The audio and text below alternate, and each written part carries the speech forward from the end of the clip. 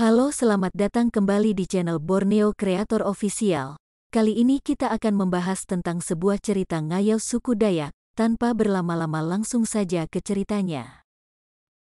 Ngayau merupakan ritual pemburuan kepala oleh suku Dayak yang mendiami Pulau Kalimantan, baik Dayak yang tinggal di Kalimantan Barat maupun Kalimantan lainnya. Pada praktik ngayau yang sesungguhnya, ngayau tidak lepas dari korban kepala manusia dari pihak musuh. Citra yang paling populer tentang Kalimantan selama ini adalah yang berkaitan dengan berburu kepala. Karya Karl Bok, The Headhunter of Borneo yang diterbitkan di Inggris pada tahun 1882 banyak menyumbang terhadap terciptanya citra Dayak sebagai orang-orang pemburu kepala.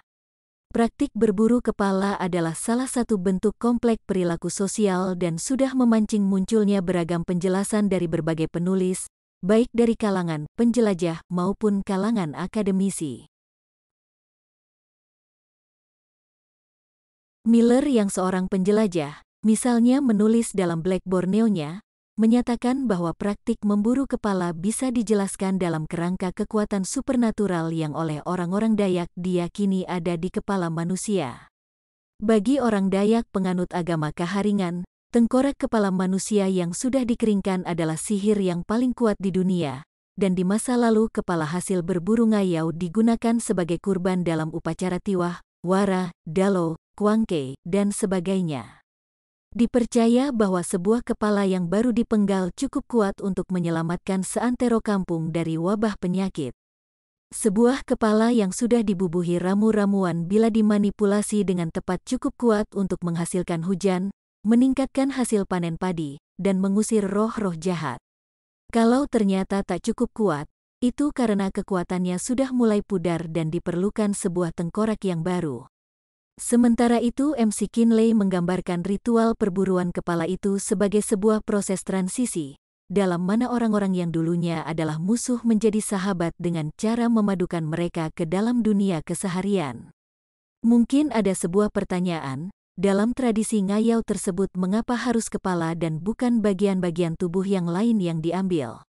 Kepala dipilih sebagai simbol yang pas untuk ritual-ritual ini karena kepala mengandung unsur wajah, yang dengan cara serupa dengan nilai sosial tentang nama-nama personal, merupakan simbol yang paling konkret dari jati diri sosial.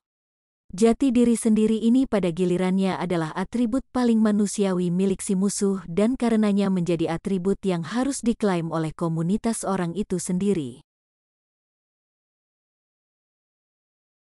Bagi suku Dayak Ngaju di Kalimantan Tengah, tradisi mengayau dilakukan untuk kepentingan upacara tiwah, yaitu upacara sakral besar dalam agama Kaharingan yang tujuannya untuk mengantarkan jiwa atau roh manusia yang telah meninggal dunia menuju langit ketujuh. Di kalangan masyarakat Kenyah, perburuan kepala penting dalam hubungannya dengan Mamat, yaitu pesta pemotongan kepala, yang mengakhiri masa perkabungan dan menyertai upacara inisiasi untuk memasuki sistem status bertingkat, Suhan, untuk para prajurit perang. Pemburu-pemburu kepala yang berhasil berhak memakai gigi macan kumbang di telinganya, hiasan kepala dari bulu burung enggang, dan sebuah tato dengan desain khusus. Serangan-serangan para pemburu kepala dilakukan oleh kelompok-kelompok kecil yang terdiri dari 10 hingga 20 orang laki-laki yang bergerak secara diam-diam dan tiba-tiba. Mereka sangat memperhatikan pertanda-pertanda, khususnya burung-burung.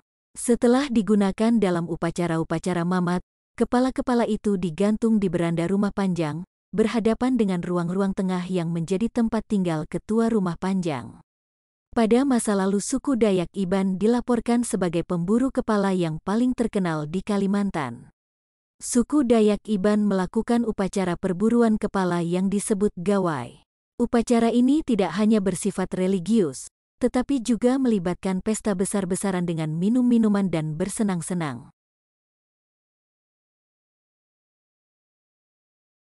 Dalam kajiannya tentang suku Dayak Iban, Freeman mengatakan bahwa berburu kepala semata simbolik berkaitan dengan kesuburan. Paralel-paralel antara kepala manusia dan kesuburan merupakan sesuatu yang sentral dalam pembahasan tentang praktik berburu kepala. Puncak dari alegori luar biasa yang menjadi hal yang sentral dalam upacara perburuan kepala yang dilakukan oleh orang-orang Iban yang ketika sudah disenandungkan oleh dukun-dukun pembaca mantra, dilakukan oleh calon-calon pemburu kepala, adalah sebuah ritual yang dikenal dengan nama ngelampang yang secara harfiah berarti mencincang atau memotong menjadi bagian-bagian kecil. Di dalam bagian alegori ini dipaparkan sebuah deskripsi grafis mengenai ritual membelah kepala tiruan atau antu pala oleh seorang Lang Singalang Burong yaitu dewa perang suku Iban. Lang melakukan ritual ini, sesuatu yang melambangkan pemenggalan kepala musuh yang sesungguhnya, dengan satu tebasan pedang, mandau, yang dilakukannya dengan sangat cepat, dan dari kepala yang dibelahnya itu mengalir benih-benih yang bila ditaurkan akan timbul menjadi sesosok tubuh manusia. Konflik sampit atau perang sampit atau tragedi sampit adalah sebuah peristiwa kerusuhan antar etnis yang terjadi di Pulau Kalimantan pada tahun 2001. Bermula sejak tanggal 18 Februari tahun 2001, konflik ini berlangsung sepanjang tahun tersebut. Konflik ini pecah di kota Sampit, Kalimantan Tengah sebelum pada akhirnya meluas ke seluruh provinsi di Kalimantan, termasuk ibu kota Palangkaraya. Konflik ini melibatkan dua buah etnis antara suku Dayak asli dan warga imigran Madura dari Pulau Madura. Konflik tersebut pecah pada tanggal 18 Februari tahun 2001 ketika dua warga Madura diserang oleh sejumlah warga Dayak.